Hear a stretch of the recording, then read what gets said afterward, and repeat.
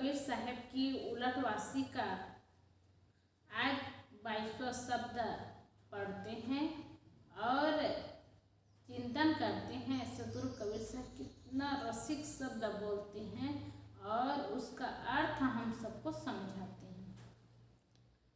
चुनरी काहे न रंगाए गोरी पचे रंग माँ, चुनरी काहे न रंगाए गोरी पचे रंग माँ। ये चुनरी तो है सतगुरु दीन्हा, पहिर ओढ़ कर मैली कीन्हा।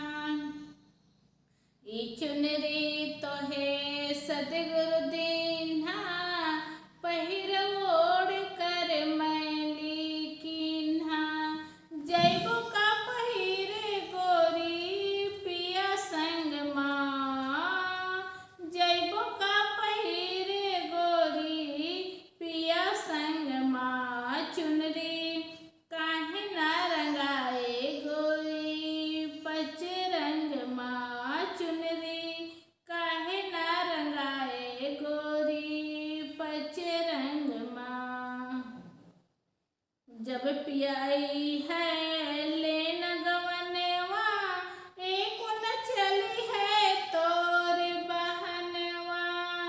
जब पियाई है लेन गवनवा, एक न चली है तोर बहनवा। दाग दिखी है तोरे, दाग दिखी है तोरे अचरन माँ। चुनरी काहे न रंगाए गोरी पचे रंग माँ, चुनरी काहे न रंगाए गोरी पचे रंग माँ। कहते कबीर सुनो भाई साधु, ज्ञान ध्यान का साबुन लाओ। कहते कबीर सुनो भाई साधु, ज्ञान ध्यान का साबुन लाओ। दाग छुटी है तोरे, दाग छुटी है तोरे अचरन का। चुनरी काहे न रंगाए गोरी पचे रंग माँ, चुनरी काहे न रंगाए गोरी पचे रंग माँ। सदगुरु कबीर साहब कहते हैं, हे मनोवृत्ति, तूने गुरु के उपदेश रूपी चुनरी को पच रंग, दया, क्षमाशील, विचार और संतोष के 5 रंगों में क्यों नहीं रंगाया? अर्थात गुरु उपदेश को तूने उक्त सद्गुणों के आचरण में क्यों नहीं ढाला? गुरु ज्ञान बताते हैं तो जीवन सद्गुणों से भर जाए, सदाचरण हो जाए, यही ज्ञान बताते हैं। इसलिए सदगुरु कबीर साहब कहते हैं कि हे मनोवृत्ति, तूने उक्त सद्गुणों के आचरण में क्यों नहीं ढाला? ये चुनरी तो सतगुरु दीन्हा, पहिर ओढ़ कर मैली कीन्हा। जैबो का पहिर गोरी पिया संगमा। चुनरी काहे न रंगाए गोरी पचे रंगमा। यह सत्य उपदेश रूपी चुनरी तुम्हें सदगुरु ने दिया है। तूने इसे पहना ओढ़ा अवश्य, लोग दिखावे में लगा कि तूने सदगुरु के उपदेश को धारण किया है, परंतु तूने इसे मलिन ही बनाया है। तूने गुरु के उपदेशों का आदर नहीं किया।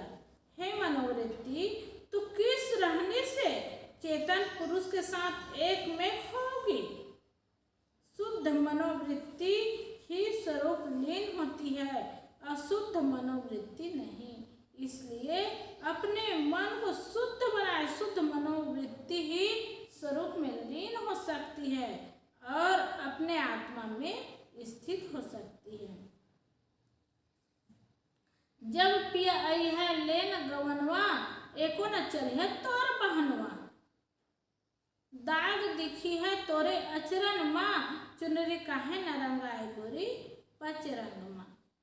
जब चेतन पुरुष तुम्हें आत्मसात करना चाहेगा तब तुम मलिन होने से फिसल फिसल कर उससे दूर ही होती रहोगी।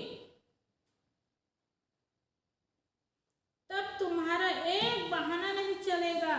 गुरु का उपदेश पाकर भी तुमने क्यों अपने को मैला रखा, इसका उत्तर तुम्हें नहीं सूझेगा।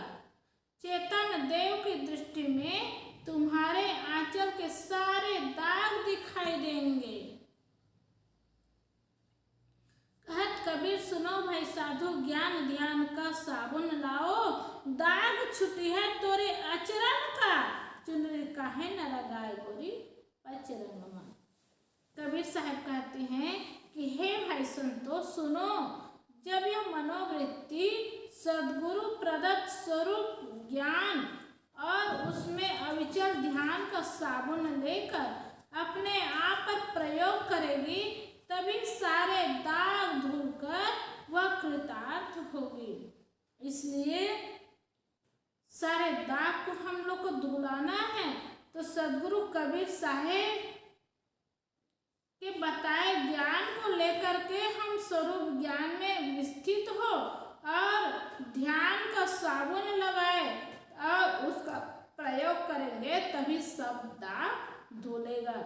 इसलिए हम सबको चाहिए कि गुरु ज्ञान और ध्यान की बात बताते हैं, पंचरंग बताते हैं, पंचरंग में अपने जीवन को रंगाए और सद्गुण से भर ले, और सद्गुण में जीवन होगा तो निश्चित है स्वरूप स्थिति होगी और स्वरूप ज्ञान होगा, स्वरूप स्थिति होगी और जीवन सुंदर बनेगा। और यही तो ध्यान का साबुन है। जब ध्यान का साबुन लगता है तो मन में विचार शुद्ध हो जाता है, अच्छा हो जाता है और शांत हो जाता है। और यही साबुन जीवन में आवश्यक है। जब इसी साबुन का उपयोग करते हैं तो पूरा जीवन कृतार्थ हो जाता है, निर्मल हो जाता है, पवित्र हो जाता है, शुद्ध हो जाता है। और ज्ञान ध्यान का साबुन ना लगाए तो जीवन में दाग लग जाता है, और दाग लग जाए तो दूर से ही दिखता है। इनके जीवन में दाग लगा है, जैसे कोई कपड़ा में दाग लग गया तो दूर से ही दिखता है, अरे दाग निकला ही नहीं। वैसे ही जब सद्गुण सदाचार नहीं होता और जीवन दुर्गुणों से भर जाता है तो वो दाग बाहर से ही दूर से ही दिखता है। तब लोग कहते अरे ये आदमी ऐसे हैं, मतलब जीवन में दाग लगा रहता है, उसको लोग दूर से देख करके जान जाते हैं, उनको पसंद नहीं आते।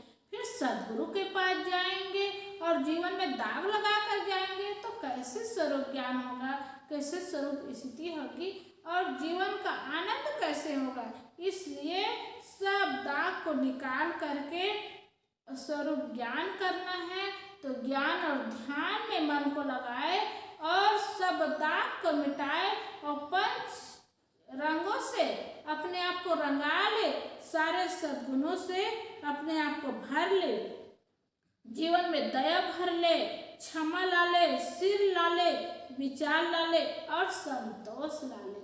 जब ये सारे सद्गुण आ जाएंगे तो जीवन सुंदर बन जाएगा, सुखमय बन जाएगा।